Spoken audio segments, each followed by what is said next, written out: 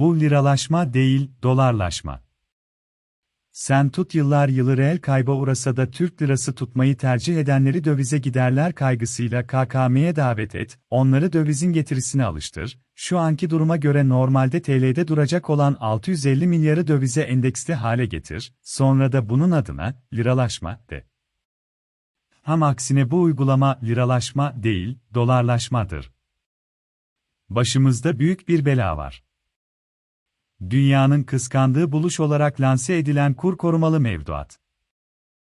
Bu hesabı açtıranlara bütçeden ve Merkez Bankası'ndan aktarılan kaynak bir yana asıl felaket uygulama bittiğinde yaşanacak.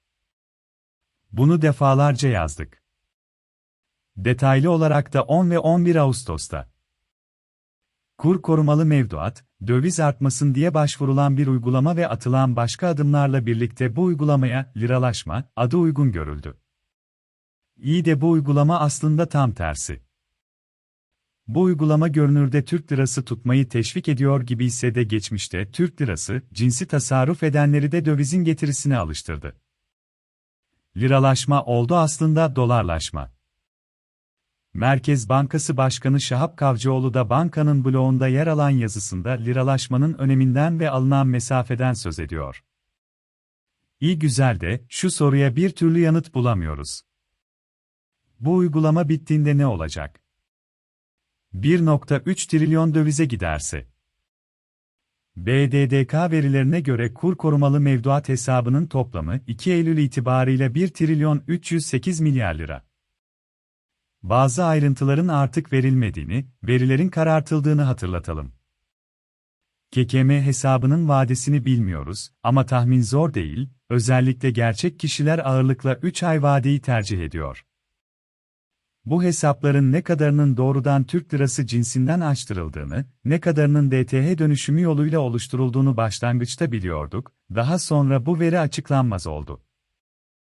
Ama tahminler toplam hesapta Türk lirası ve döviz cinsi tutarın kabaca yarı yarıya olduğu yönünde. Bütçeden kur farkı olarak Mart-Temmuz döneminde 60,6 milyar ödendi, vazgeçilen 10,2 milyar lirada vergi var, böylece KKM'nin bütçeye yükü 5 ayda 70,8 milyar lira oldu. Dünya 16 Ağustos 2022. Ama bu yük, uygulama bittiğinde ortaya çıkacak yıkımın yanında hafif kalır. O yıkım, uygulama sona erdiğinde hesaptaki paranın nereye gideceğiyle ortaya çıkacak. 1,3 trilyon dövize, döviz nereye? 2 Eylül'deki hesap tutarının 1,3 trilyon lira olduğunu belirttim. Varsayalım uygulama bittiğinde, artık ne zaman bitirilirse, tutar yine bu düzeyde. Bu hesabın yarısı, yani 650 milyarı zaten dövizden geldi. Yıllardır döviz tasarruf etmekte olan bu kişi ve kuruluşlar, uygulama bitip ellerine bu para geçtiğinde çok doğaldır ki döviz alacak. Te yandan yıllar yılı Türk lirası tasarruf etmekteyken kur korumalı hesaba geçenler de dövizin tadını aldı. Bu hesap sahipleri parayı yatırırken bankanın verdiği faize hiç bakmıyor artık. Dikkatler tümüyle dövizin getirisinde, çünkü faiz kaç olursa olsun döviz artışı kadar getiri elde ediliyor. Adeta masum TL'de duranlar, dövize itilmiş oldu. Şimdi normalde Türk lirası tasarruf ederken KKM'ye geçip dövizin bu cazip getirisine alışanlar ellerine geçecek 650 milyarla enflasyonun çok altında getirisi olan Türk lirası mevduata mı döner, yoksa dövize mi yönelir? Yanıtı belli olan bir soru değil mi? Dolayısıyla kur korumalı mevduat uygulaması, bugün bitse ve tutar 1,3 trilyon lira olsa bile Türkiye bir anda bu kadar döviz talebiyle yüz yüze gelecek demektir.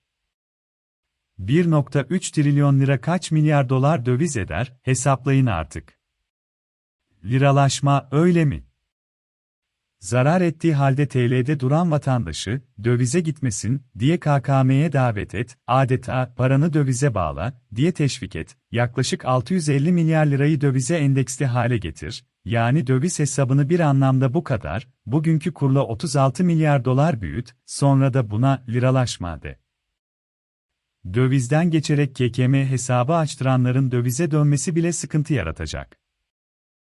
Bir anlamda taksit toplanan döviz, bir anda talebe dönüştüğünde piyasayı alt üst edecek.